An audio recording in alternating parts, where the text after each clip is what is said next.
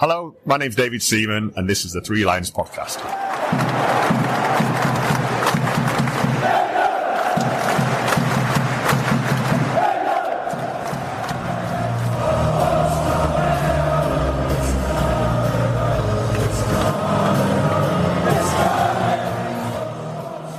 Hello and welcome to the Three Lions podcast. My name is Russell Osborne and this is an independent England football supporters podcast. I hope you're good. Now, the other day I released an episode with Humayun Islam from Amar England, a multicultural England supporters group. Really interesting, really enjoyable chat, really nice guy. There's plenty of different England supporters groups up and down the country. It's just great to try and speak with as many of those as possible to hear about all the good positive things that they do. If you've not heard it yet, go give it a listen. You know where you can find it, your podcast provider of choice or threelionspodcast.com. Now also, if you did hear that episode, you would have heard that I was trying to organise a chat with someone out in Switzerland following the Women's Euros out there. Now I'm pleased to say that I've now had that chat and it's coming your way in a moment. Before I get to that though, I just want to run through the status of the competition as it stands at the moment. It's always a bit hard to keep up to date with a tournament on a podcast because as soon as you release something, some of the games have been played. So it's maybe a little bit disjointed, but I hope you can appreciate and take that on board. Let's just go through the four groups. Group A is done and dusted. Norway won all three of their games, maximum of 9 points, and they secured their spot in the knockout rounds, the quarterfinals. This after they beat host Switzerland 2-1 and then Finland 2-1. They could face any one of Spain, Italy or Portugal from Group B, as that's still to be decided as we speak at the moment. Switzerland, will they join Norway in the knockout stages after a last gasp injury time goal against Finland, which saw them through in a game that, quite frankly, took its time to come to life? Iceland, unfortunately, they were the first team to officially be knocked out after 2 defeats. Finland went with them. Group B, Spain, just as Norway did. Spain won their first 2 games, 5-0 against Portugal and 6-2 against Belgium. Second spot is still up for grabs. Now that'll be taken by either Italy or Portugal in the last round of games. Spain take on Italy and Portugal faced Belgium. As after 2 defeats Belgium, they are also going home. Group C, well, that's already settled after just 2 games for all teams.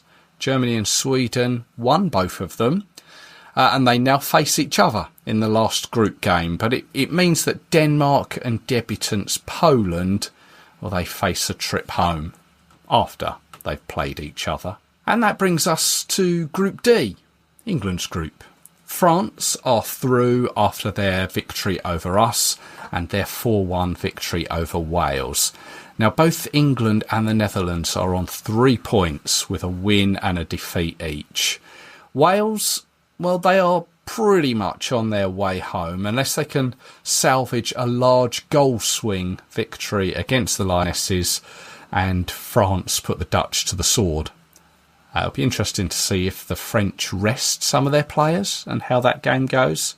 But if England do manage to progress and come second, we will face the winners of Group C. So that's either Germany or Sweden. Safe to say it's tough either way.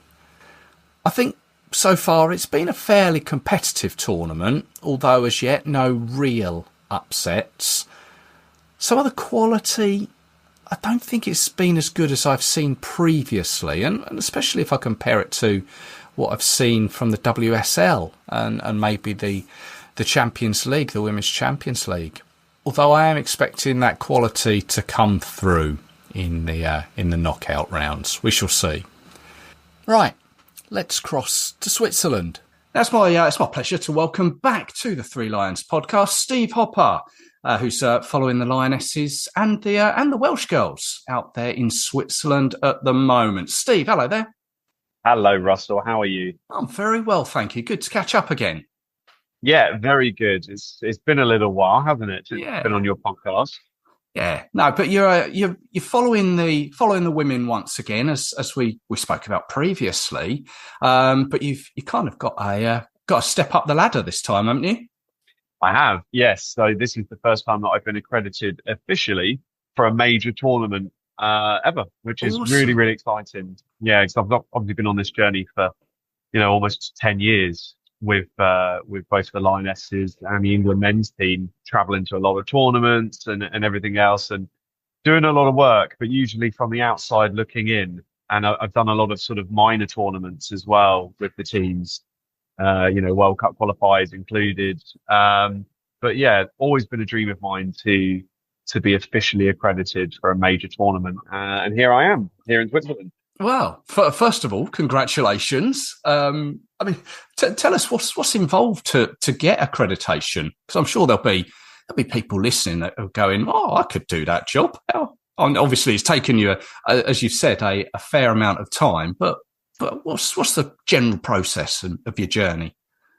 That's a really good question, because it can be a bit of a battle.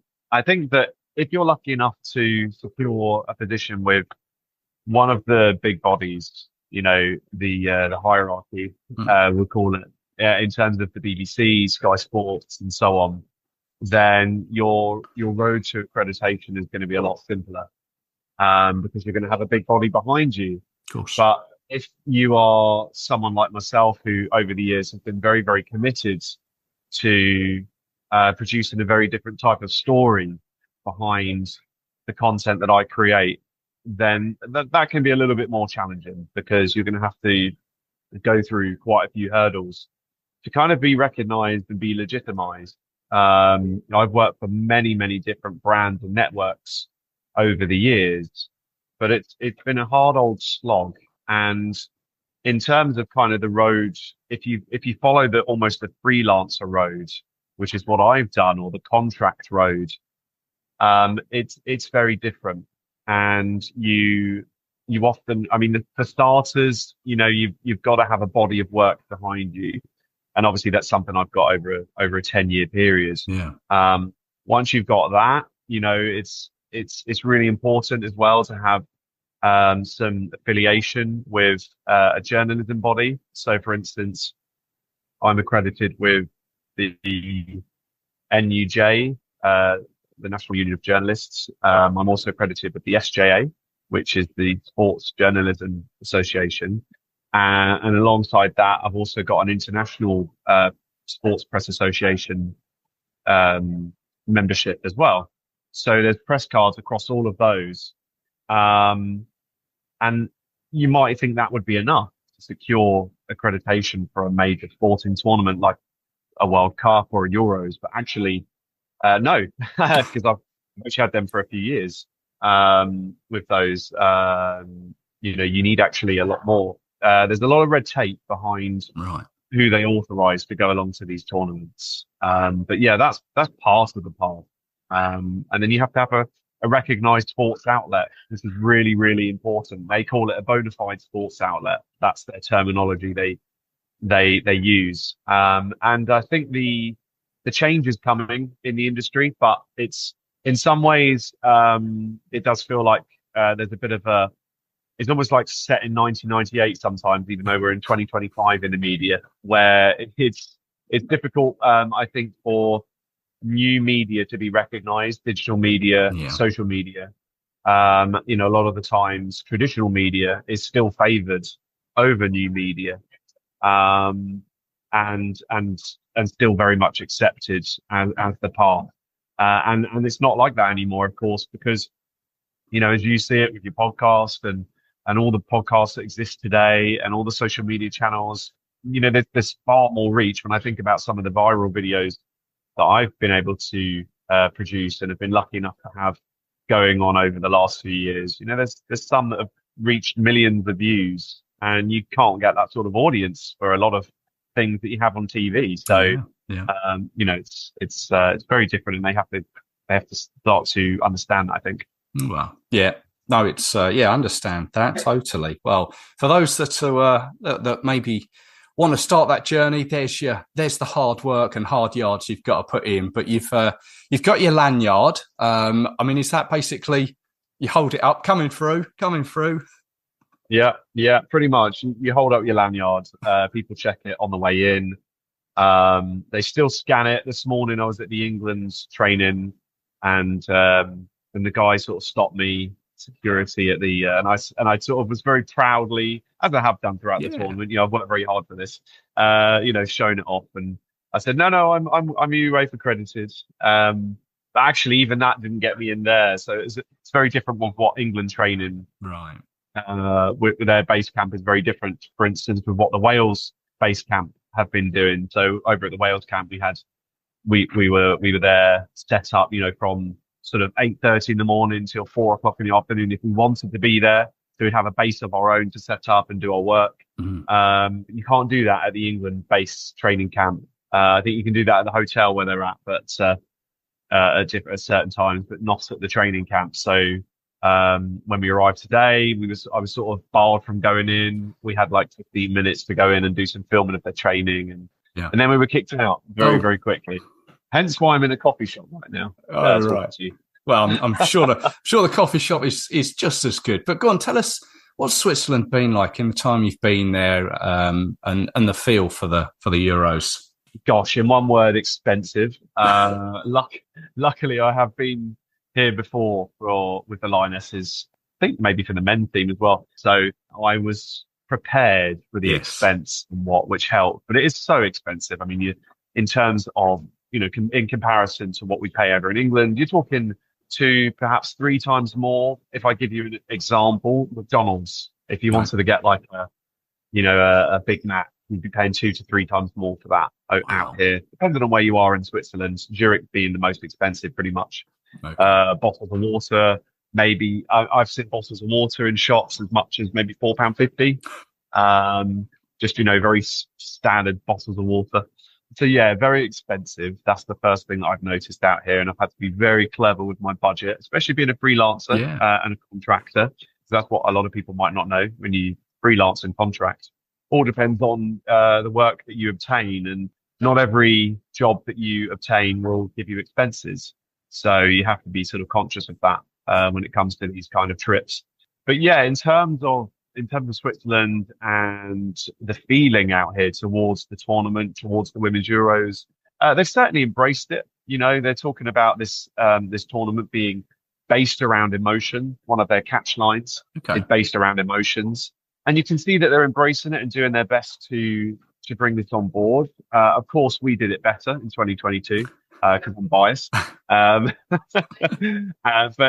the home of football and everything else. But no, look, it's been interesting. I've been around a few cities, seeing what's been going on, and they're doing their best to really bring this on board. Yesterday had an amazing feeling in Zurich for the England versus Netherlands game. There was a lot of fans, sold out stadium, very exciting. So people are embracing it. They're doing their best for it. There's still a long way to go, as we always talk about in women's football, in terms of aligning alongside a men's tournament and the hype that a men's tournament creates.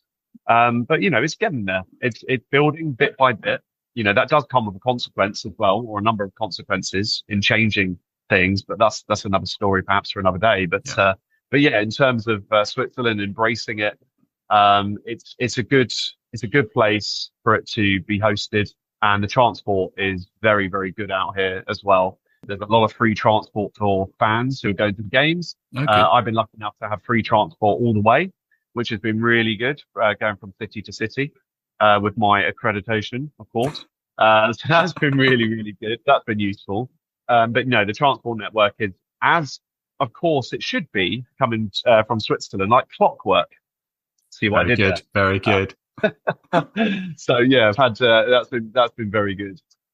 So it's an ideal country, an ideal cities, I think, to be hosting a major tournament. They've done it before with the men's.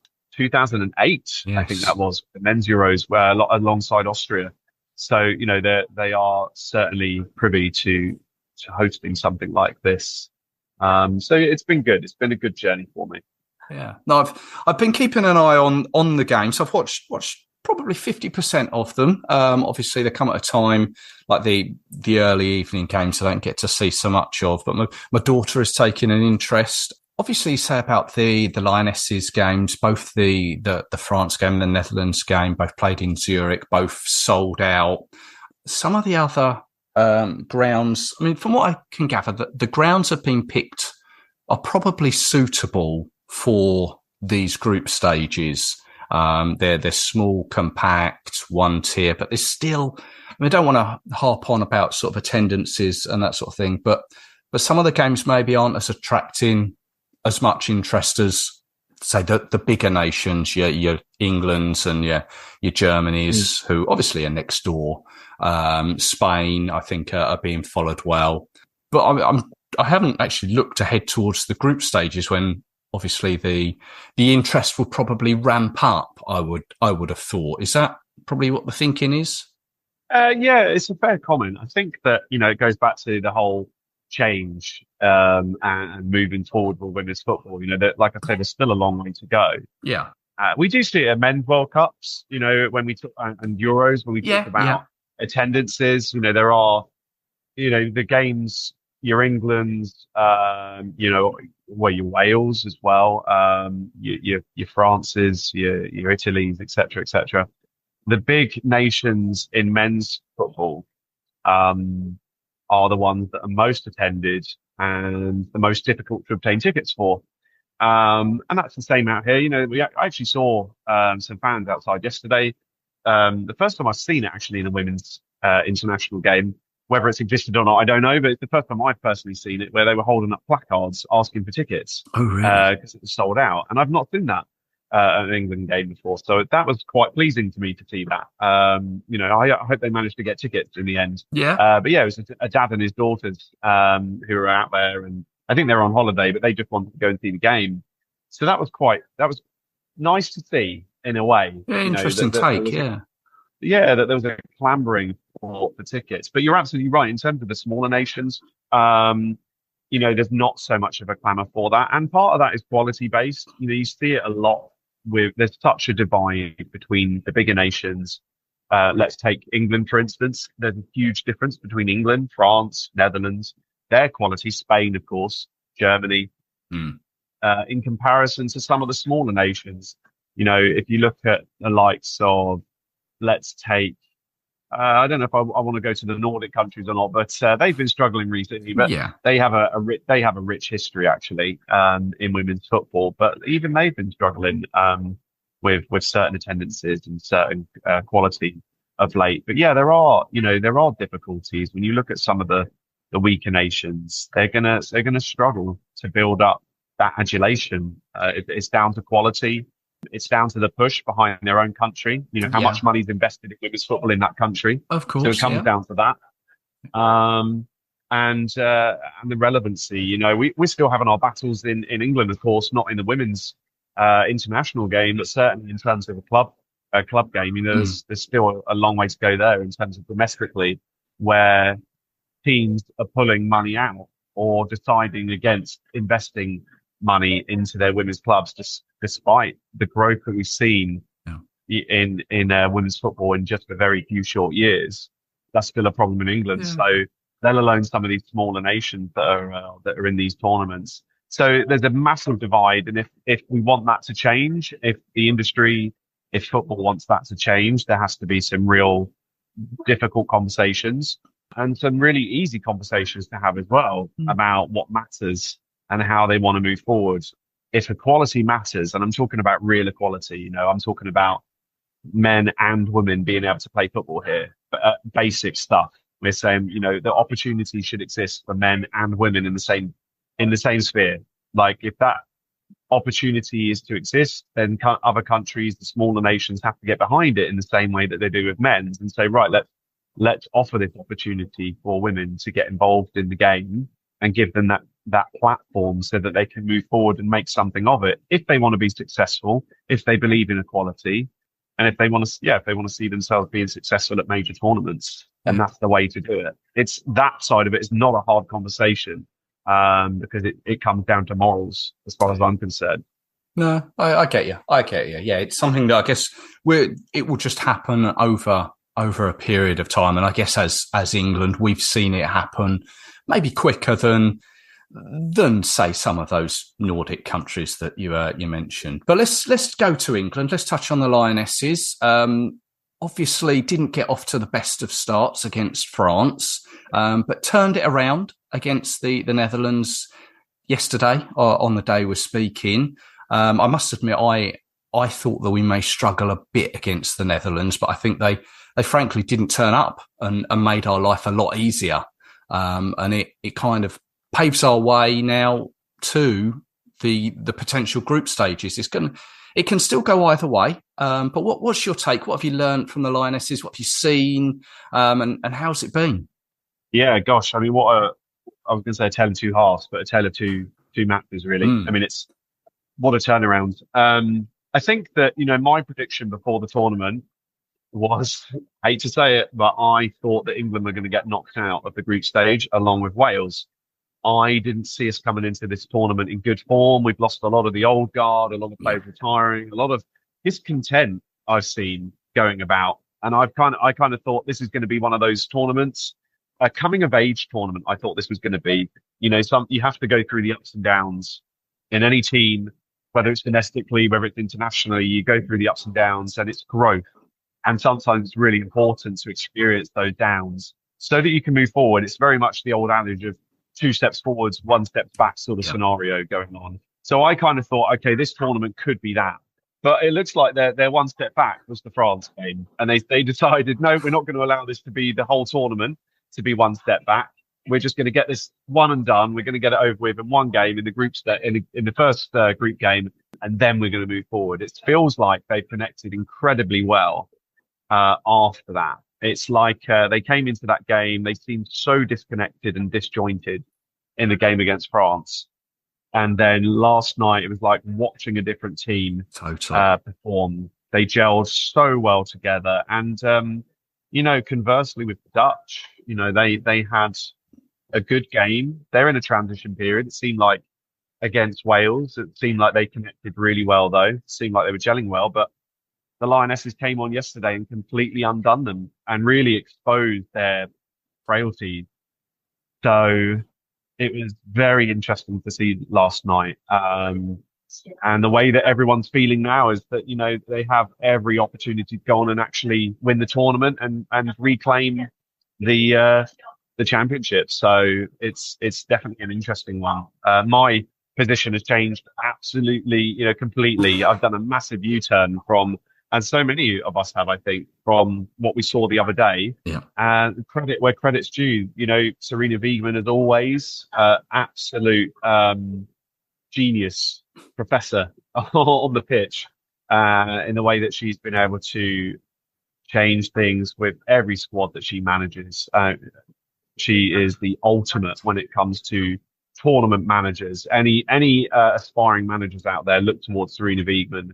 Certainly, as far as tournaments go, how well she would do in a league setup, I'm not so sure. Gareth Southgate was another one, wasn't he? When he, terms of, I'm not relatively untested, but in a tournament, he proved his worth just as Sarina Wiegman does, and she proved it again last night in the setup that she had. I think it's 4-3-3. I've always been a massive fan of that formation. And we flew, we really allowed, that formation allowed players to really play at their best last night. The likes of Lauren James, who is magnetic. It's like she's got a little magnetic plate to her feet. And the ball is made of metal and it just clings to her, doesn't it? And it's, unbelievable. So we've got some of the finest players in the world, as we know. We've got arguably one of the greatest players, if not the greatest player in the world, with Lauren James. That is certainly something that's been bandied about quite a lot. And who's to argue when you watch the way that she performed like she did last night? Yeah. and she's grown. She's still young. So there's every opportunity that we could go on and win the tournament. Tough challenges are going to come, of course, but Wales up next, and I've got no doubt that we will dominate Wales and send them packing. Even though they're on the brink already, but I think that we'll go to St Gallen on Sunday, and we'll produce a similar form. I'm not so sure we'll get the 4-0 thrashing that we had last night. I think it'll be slightly different in terms of our setup. There might be some rest, but bear in mind we're not there yet. No, this is true. So it's in our hands. It's in our hands, but we're not there yet. It's still a tight group. There's still a situation where we might get knocked out. In the group stage. So we still have to be at our best. We can't underlook Wales and the grit and determination that they have. The scoreline that they have been losing, it doesn't tell the story necessarily. Losing 4-1 to France last night to the Welsh, that didn't really tell the story of the game. So we do have to be wary of Wales. I think we will probably beat them 2-0. That's my prediction. And I think it'll be quite comfortable, but we do have to be very wary and show them respect. Yeah, no, that's true. I mean, the Welsh you just had to see when Fishlock scored, the emotion from the stands, from the players. Admittedly, once the VAR check had gone through, but yeah, to see them on the stage for the first time, you could see the emotion, and they'll bring that into the game against us because, well, they won't want to lose heavily to their near neighbours. Yeah, as you say, you do sort of cast your eye maybe towards the knockout stages, with obviously bearing in mind that we can still be knocked out, but there are some still very good quality teams left in. We've already mentioned Spain, Germany. I must admit, I've been quite impressed with Sweden as well. France, who we've already seen. I mean, who have you seen that sort of you think could be our final opponents? Oh, France. Yeah, completely. I think France are the ones that scare me the most. I've had France down as my favourites for the tournament for a couple of months now. They're in such a good place. They were a little bit fragile last night against Wales in moments. Yeah. As I say, despite the scoreline, it didn't tell the complete story. But it is the group stage still, and they still coasted to that victory. So there are situations to exploit within that French squad, no doubt about that. But what the French are offering more than any other side, for me, is that unity and that gelling right now. They are gelling, and their unity. That's what wins tournaments. It isn't about the individual players that win tournaments. It's having a unity, it's connecting well, communication on the pitch, it's grit and it's determination. French have got all of that in abundance and more. So for me, I think France are going to win the tournament. If I'm putting my neutral head on, but Spain obviously are up there. They are the favourites for most. You can't discount Spain, of course. They are the world champions after all.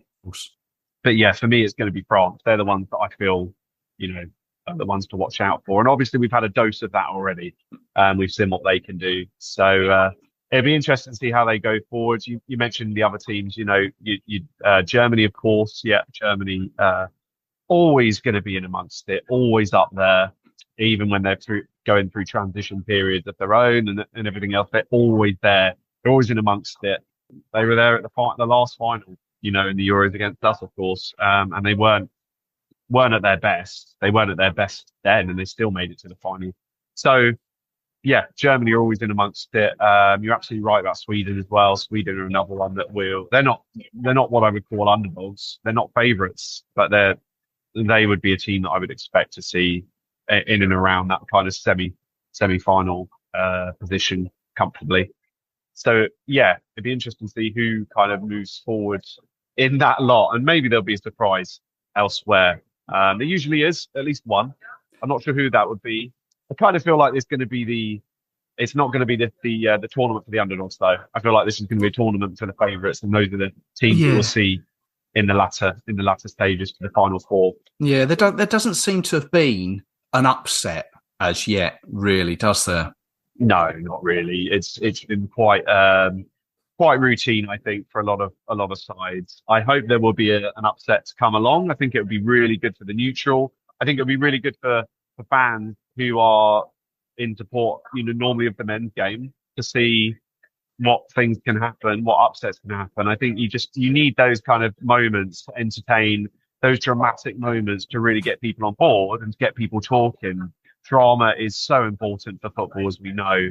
That's what makes everything so enjoyable. That's what brings out the passion. We're England fans, not because we win. We're England fans because we lose. That's what brings the passion out, the excitement, the entertainment.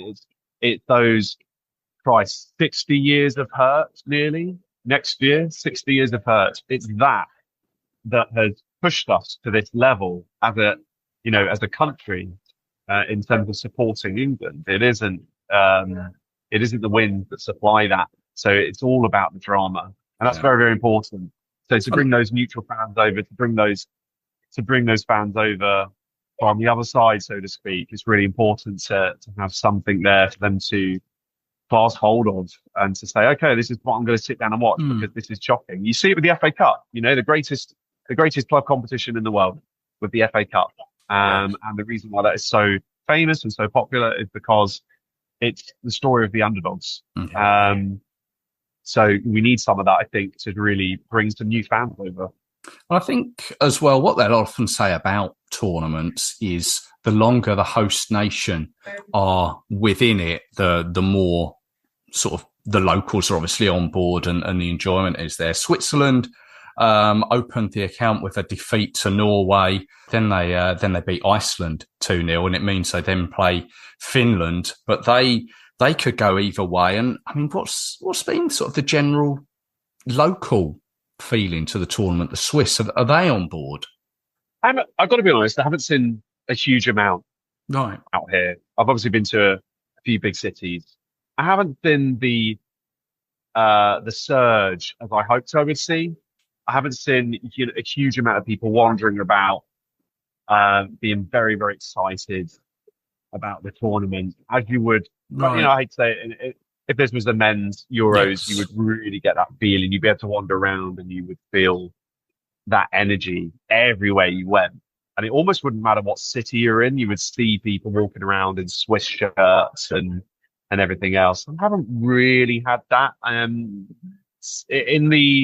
the cities where the Swiss have played a little bit more, perhaps, naturally, because of course that's where the fans are going to go to. But you wouldn't normally see that in a men's tournament. It wouldn't really matter where you'd go. You'd have that energy everywhere. And I haven't really had that out here.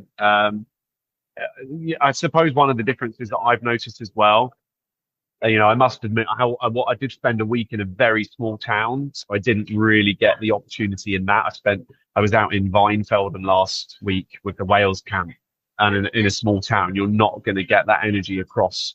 But, I've been in Basel and Zurich as well, and I've seen these big cities. And during a men's World Cup or a men's Euros, everywhere you go, whether it's a match day or, more importantly, a non-match day, you will see fans everywhere. You'll see people wandering about, exploring the culture and the cities and the towns, and you'll see the shirts and everything else. And I haven't really seen that. I've only seen it on match days. I've not really seen it outside of that. So yeah, in terms of the Swiss, I would hope that they are there. Don't get me wrong. They are there and they are embracing it. But yeah, a long way to go for women's football still. And we can't kind of take that for granted, I think. They're doing what they can. The authorities are doing what they can to boost it. But it's not where I'd want it to be. I don't think personally I want to see more energy towards these tournaments. Just like we do in the men's game. I'd want to be able to walk out. It's a party. I want every day to feel like a party. If I think of if I talk about Qatar, for instance, and it's very, very different. And Doha, it was all in one city. That having that feeling, being able to go outside and just every single day being around fans and soaking up that energy day to day is such an amazing feeling as a fan, as someone in the media. It's a brilliant thing to be a part of, and for the players, of course, as well. That's what they want. So it is always a shame when you wander around at a tournament and you just don't feel that that high energy. And yeah, my experience, maybe it's different to everybody else's, as I say, especially after spending a week in a very small town, but certainly from being in some of these big cities, I haven't felt that energy as much as I'd like to. Okay. Well, fair enough. I mean, maybe once the group stages come round, it'll start to ramp up. In the short time that we've got left, I know obviously you're doing your best to help push the interest in the game there, and you're posting on Instagram your journeys.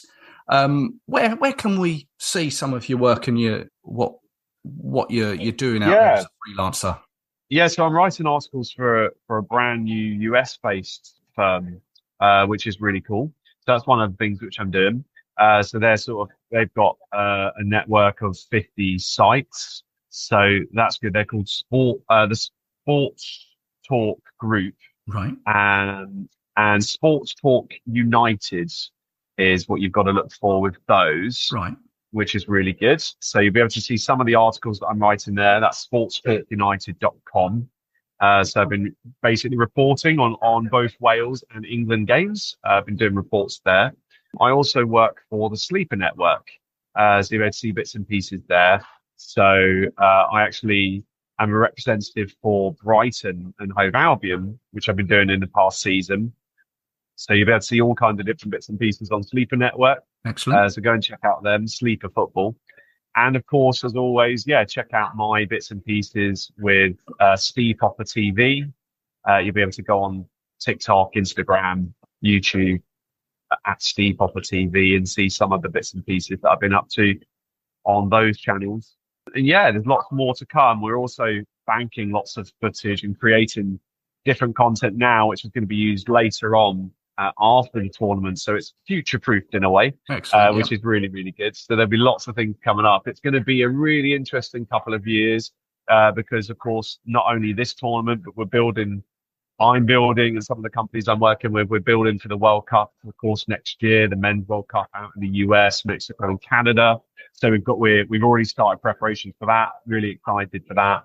And then, of course, the Women's World Cup out in Brazil the following year, we've got one eye on that as well. So North and South America bounds for those. So we'll see how those move forward. But yes, the Euro stuff, you're going to see all sorts of bits and pieces on there. And fingers crossed we can get some good stuff, and hopefully we can bring the trophy back home. Absolutely superb stuff. Well, I'll link to some of those on the podcast and on the social media as well. Steve, once again, thank you very much for your time. Maybe as the tournament goes on, we can maybe catch up again. Lovely. Thank you, Russell. Really appreciate that. Yeah, always good to catch up with you and hear from you. Yes, and you. Well, take care, and hopefully I'll catch up with you soon.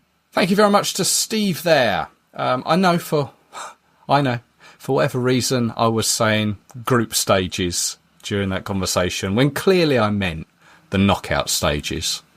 I can only blame it on the hot weather. By the time this comes out, you'll probably know the outcome of some of the other results. But as we discussed there, hopefully come the later stages of the tournament, we can chat again with Steve. But let's leave it there. Don't forget, go check out the socials. Just search 3 Lions Podcast.